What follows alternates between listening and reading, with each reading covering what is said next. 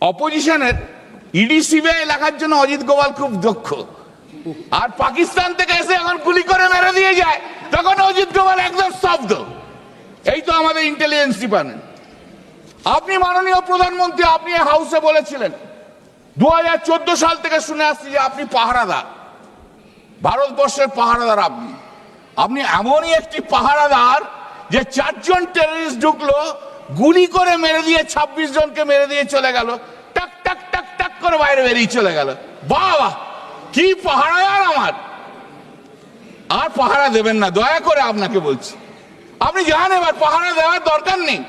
আপনার মতো পাহারাদার থাকলে আরো ভারতীয়র মৃত্যু হবে। আপনার অভ্যেস, দেশের সব কৃতিত্ব আপনি নিয়ে নেবেন। সেই করোনার সময় ডাক্তাররা খাটলো, কৃতিত্ব হচ্ছে কার? নরেন্দ্র মোদী। চন্দ্রাভিযানে সায়েন্টিস্টরা করলো, কৃতিত্ব কার? নরেন্দ্র মোদী।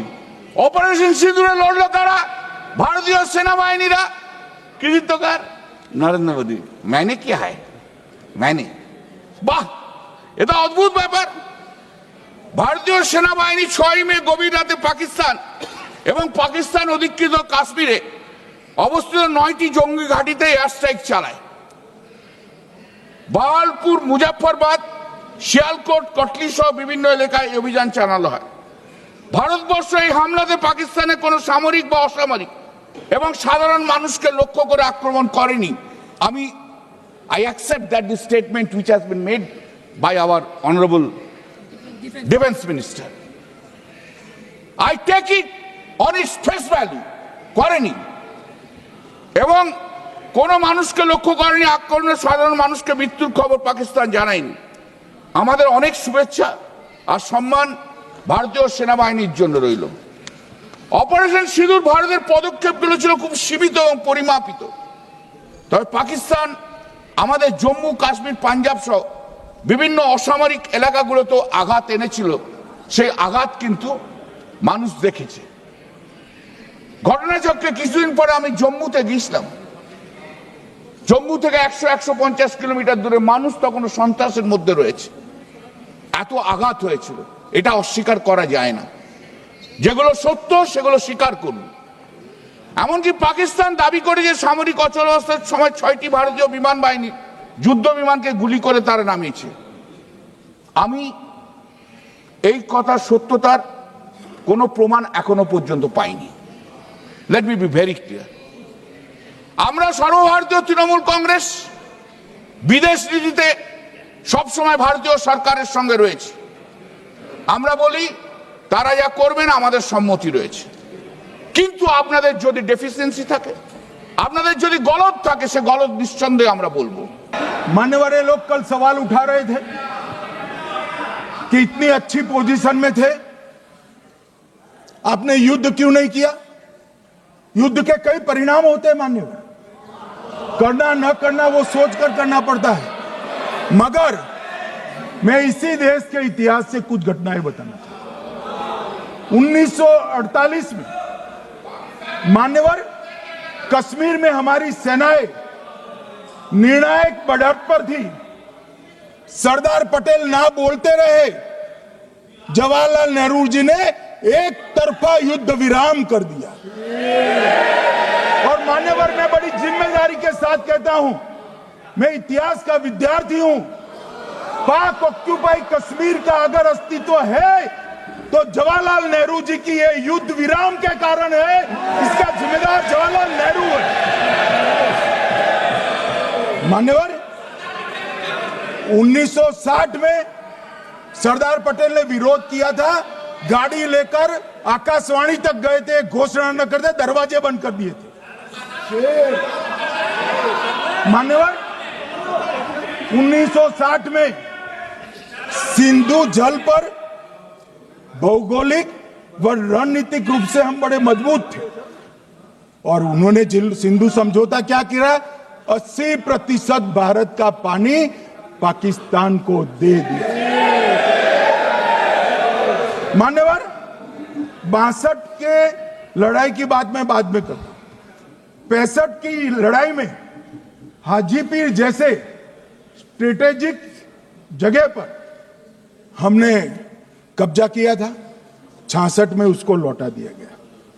मैं 71 के युद्ध की भी बात करना चाहता हूं। मान्यवर 71 में कल राजनाथ जी ने भी बताया, पूरे देश ने इंदिरा जी का समर्थन किया। उन्होंने पाकिस्तान के 2 टुकड़े कर दिए। बहुत बड़ी विजय थी भारत की, और सदियों तक भारत इस विजय पर गर्व करेगा। हम सब भी करते हैं, हमें कोई आपत्ति नहीं। मगर हुआ क्या मान्यवर, युद्ध की विजय की चकाचौंध में क्या हुआ? 93 हजार युद्धबंदी हमारे पास थे, 93,000, और 15,000 वर्ग किलोमीटर क्षेत्र पाकिस्तान का हमारे पास था। 93,000 युद्धबंदी, उस वक्त की पाकिस्तान की सेना का 42%, और 15,000 वर्ग किलोमीटर क्षेत्र। मगर शिमला में समझौता हुआ, पाक ऑक्यूपाई कश्मीर मांगना ही भूल गए। अगर उस वक्त पाक ऑक्यूपाई कश्मीर मांग लेते, न रहेगा बांस, न बजती बांसुरी। ये कैंप तोड़ने की जरूरत न पड़ती साहब आपको, हमको। मान्यवर इतना ही नहीं, पाक ऑक्यूपाई कश्मीर तो नहीं लिया, मांगना ही भूल गए। 15,000 वर्ग किलोमीटर की जीती हुई भूमि भी वापस दे दी।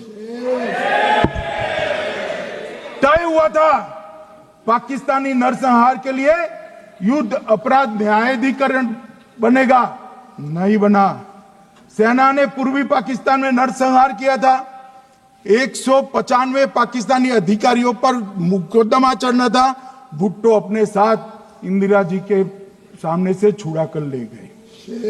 जनरल मानेक शॉ का एक कोट अनकोट कहता हूं, जनरल मानेक शॉ का, जो एक प्रकार से आर्किटेक्ट माने जाते हैं बांग्लादेश विजय के, इन्होंने कहा कि भुट्टो ने भारत के नेतृत्व को मूर्ख बनाया। अब जो शब्द है, मैं आप कोट अनकोट है, इसमें मेरा कुछ नहीं है, ये लोग गुस्सा न हो सकते। I told her into bracket Indira Gandhi, Indira ji को कहा, that he into bracket Bhutto के लिए, he has made monkey out of you. समझ में आता है? ये फील्ड मार्शल साहब ने कहा है मान्यवर, और ये हमें सिखा रहे, ये नहीं किया, वो नहीं किया, फलाना नहीं किया, ठिकाना नहीं किया। अरे भाई, आप तो पाकिस्तान को क्लीन चिट दे रहे हो कि पाकिस्तान ने हमला ही नहीं किया है। क्या अधिकार है आपको पूछने का? कोई अधिकार नहीं है साहब। देखिए क्या होता है, मैंने कहा पाकिस्तान को क्लीन चिट दे रहे हो, तो कनी मोदी जी कह रही है कि नहीं, हम नहीं दे रहे हैं। कनी मोदी जी, माननीय अध्यक्ष जी, आपके माध्यम से मैं कनी मोदी को बताना चाहता हूं, माननीय सदस्य जी को, कि वो कह रही है हमने नहीं दिया, मगर जिसके साथ बैठते हो उसका दोस्त तो आपके सर पर आएगा ना। चिदंबरम जी कर रहे हैं, आपके राज्य से है, कांग्रेस के प्रमुख नेता है, देश के पूर्व गृह मंत्री कह रहे हैं कि पाकिस्तान ने आतंकवादी नहीं भेजे थे। क्या क्लीन चिट देना चाहते? किसी को अधिकार नहीं है साहब यहां आतंकवाद पर बोलने का, किसी को अधिकार नहीं।